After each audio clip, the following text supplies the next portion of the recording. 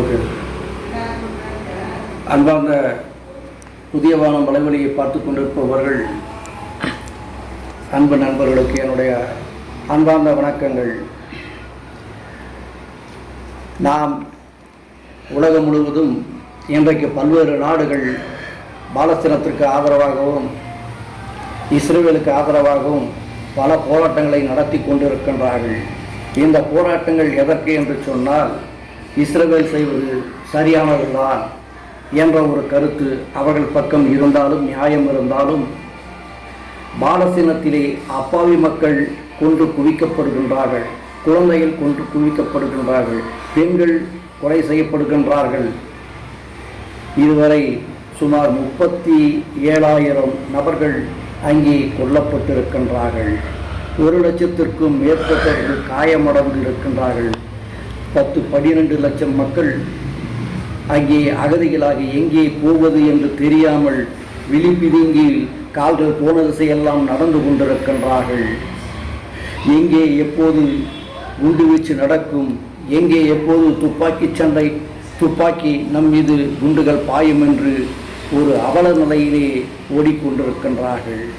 Rafah எல்லைக்கு வந்தவர்கள் மீண்டும் அந்த காசாவினுடைய உள்பகுதிக்கும் வெஸ்ட் பேங்கை நோக்கி செல்லுகின்ற பாதைகளிலே ஏதோ மனம் போன போக்கிலே கால் போன போக்கிலே நடந்து போய் கொண்டிருக்கின்றார்கள். உயிர்கள் தப்பித்தால் போதும், வாழ இடம் கிடைக்கவில்லை, உணவு கிடைக்கவில்லை, நீர் கிடைக்கவில்லை, மருத்துவ வசதி கிடைக்கவில்லை, பிள்ளைகள் கொலை செய்யப்படுகின்றார்கள், பெண்கள் கொலை செய்யப்படுகின்றார்கள் என்ற மனவேதனை. யார் எங்கு இறந்திருக்கின்றார்கள், யார் பிள்ளை எங்கு சுடப்பட்டிருக்கின்றார்கள், யாருடைய மனைவி யாருடைய கணவன் எங்கே சுடப்பட்டிருக்கிறார்கள் என்பதை தேடி பார்ப்பதற்கு கூட அவகாசம் இல்லாமல் அவர்கள் தன் உயிர்களை கையில் பிடித்து கொண்டு ஓடிக்கொண்டிருக்கின்றார்கள்.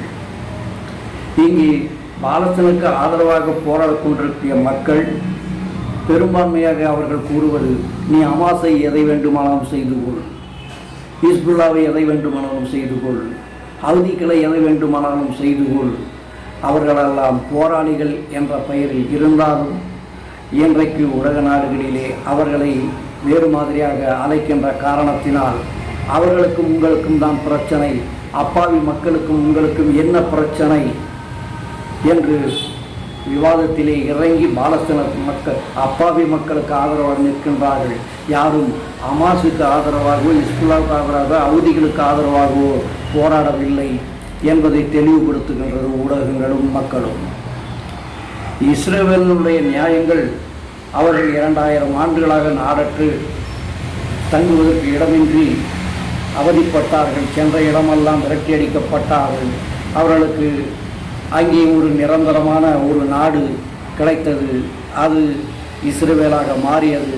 அந்த இஸ்ரேலிலே தன்னுடைய வாழ்க்கையை துவங்க வேண்டும் என்று ஆசைப்பட்ட மக்கள் சிறு சிறு போராட்டங்களும் சிறு சிறு பிரச்சனைகளும் அங்கே நடந்து கொண்டுதான் இருந்தது.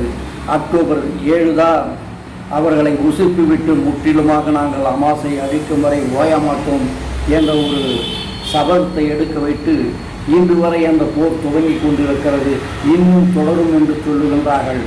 ஒரு இஸ்ரேலுக்கு ஆதரவாக ஆயுதங்களை வழங்கக்கூடிய நாடு ஒரு நாள் நாங்கள் கொடுக்கப் போவதில்லை என்று சொல்லுகின்றார்கள், இன்னொரு நாள் கொடுக்கிறோம் என்று சொல்லுகின்றார்கள், இன்னொரு நாள் அங்கே எங்களுடைய ரெட்கோட்டை அவர்கள் தாண்டவில்லை என்று இஸ்ரேலுக்கு ஆதரவாக சொல்லிக் கொண்டிருக்கின்றார்கள். ஆனால் ஹமாஸுக்கும் ஹிஸ்புல்லாவுக்கும் அவதிகளுக்கும் ஆயுதங்கள் கொடுக்கின்ற நாடு அவர்களை கொடுத்து கொண்டே இருக்கிறது.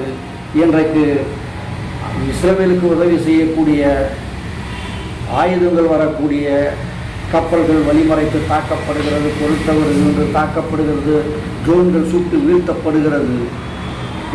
இருப்பினும் அங்கே போர் நிறுத்துவதற்கான வாய்ப்புகள் தற்போதைய கிடையாது என்பதை தெளிவுபடுத்துகின்றார்கள்.